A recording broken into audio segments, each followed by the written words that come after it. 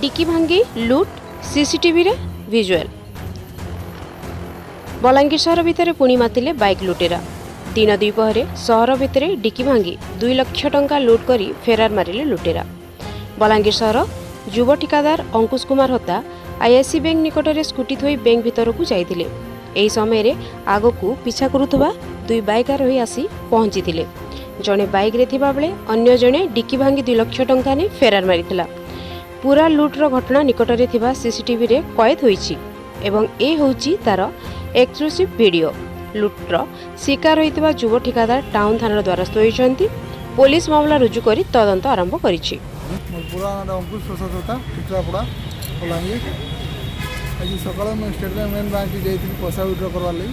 पैसा विड्र करके आसली मोर पार्टी पेमेंट गुड करवार लेबर पेमेंट करार प्रोफेसनाल गोटे कंट्राक्टर है आउ पार्टी पेमेंट करी आईसीआईसी बैंक जाइए एटीएम पैसा डिपोजिट करवाली। तो जो डिपोजिट कर किसी पैसा डिपोजिट कर बाकी पैसा लेबर पेमेंट में रखी तो डिपोजिट करगला बेलके 2 लाख 50 मत पिछा कर जस्ट क्या के जन सतपति बेटल सब अच्छे सेना से अटकीच जनता स्कूटी छाड़ी एटीएम भी जाइए ना आसीच देखी मैं ताड़ीचन पैसा नहीं आईसीआईसी बैंक टीकापड़ा आईसीआईसी बैंक सामने रहा कि फुटेजटा आईसीआईसी बैंक चले किराना दुकान अच्छे सेनु आम पाइल 2 लाख ऊपर